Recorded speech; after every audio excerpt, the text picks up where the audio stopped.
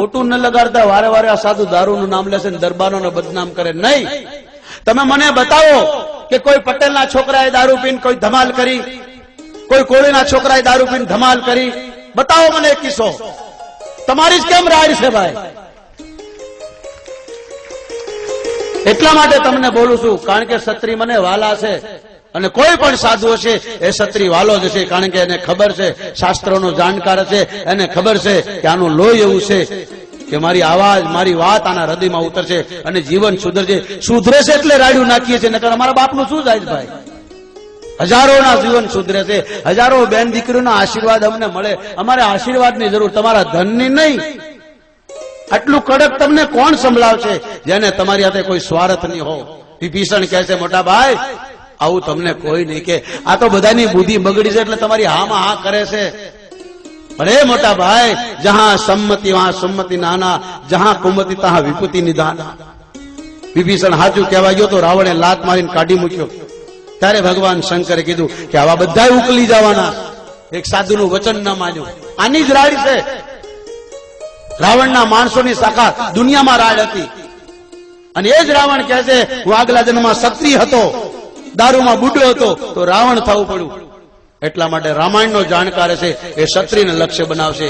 અને ન સુધર્યા તો પરશુરામે 21 વાર બધાને મારી નાખ્યા. એ તો પછી રામ આવીને કીધું કે હવે મહારાજ તમારું કામ પૂરું થઈ ગયું, હવે હું જવાબદારી લઉં છું કે ક્ષત્રિયો દારૂ નહીં પીવે, માંસ નહીં ખાય. અને જયારે અત્યારે ધરતીમાં ક્ષત્રિયોનો તાસ છે, કૃષ્ણએ બ્રાહ્મણોને નથી માર્યા, 18,000 સેનાને ભેગી કરીને ક્ષત્રિયોને જ માર્યા. અર્જુને કીધું અમારા હગાવાલા છે, બોલે બધા દારૂડિયા છે, આ બધાને મારી નાખવાના, ખાલી તમે 5 જ જીવવાના. અને 5 જ જીવતા રાખ્યા જ મારા વાલાએ. અને દારૂડિયાને સાથ આપ્યો તો ભીષ્મને મરવું પડ્યું, દ્રોણાચાર્યને મરવું પડ્યું, કૃપાચાર્યને મરવું પડ્યું, અશ્વસ્થાને ભરવું પડ્યું. કર્ણ જેવો મહાન દાતા, કુંતીનો દીકરો, પાંડવોનો ભાઈ, છતાં એને અધર્મીઓને દારૂડિયાઓને સાથ આપ્યો. તમે મહાભારત વાંચો. કાલે એક ભાઈ કહેતા હતા દરબારોને બાપુ સાપે ચડાવે. સાપે નથી ચડાવતો, તારી સમજણ પર તારું જીવન સુધરે એટલે રાડ્યું નાખું છું ભાઈ. બીજાને તો બેન દીકરીઓ બીજું ઘર કરશે, તારી બેન દીકરીઓ વહુ થઈને બેસશે, આખી જિંદગી કાઢવી પડે. જો એની જિંદગી કેવી છે અમે જોઈએ છે એટલે દુઃખ થાય છે કે દરબારની બેન દીકરીઓ જવાન અવસ્થામાં વિધવા થાય, આખી જિંદગી કેમ જીવે જરા પૂછો એને.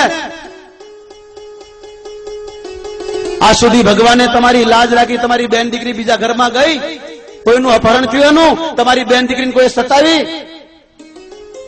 જી ભગવાનની દયા છે. એટલા માટે હું તમને પ્રાર્થના કરું, છોડી દેજો, ને તો 10 વર્ષ પછી તમારી બેન દીકરીની રક્ષા તમે નહીં કરી શકો, જોતા રહેશો, રોતા રહેશો. અને આ બધાને વાત લાગુ પડે છે. હું બધી આમ જ રાડું નાખું, ચાહે લંડન હો ચાહે કેન્યા હો, છોકરાઓ મારી સાથે પૂછો, અસર પડે છે. અને મારા બાપ 100 મહિના તો પાળી જુઓ, 100 મહિના તો દારૂ માંસ બંધ કરી દો, અને 100 મહિના જો તમને ફરક ના થાય તો રાત દિવસ ના જો. મારા બાપનું શું જાય?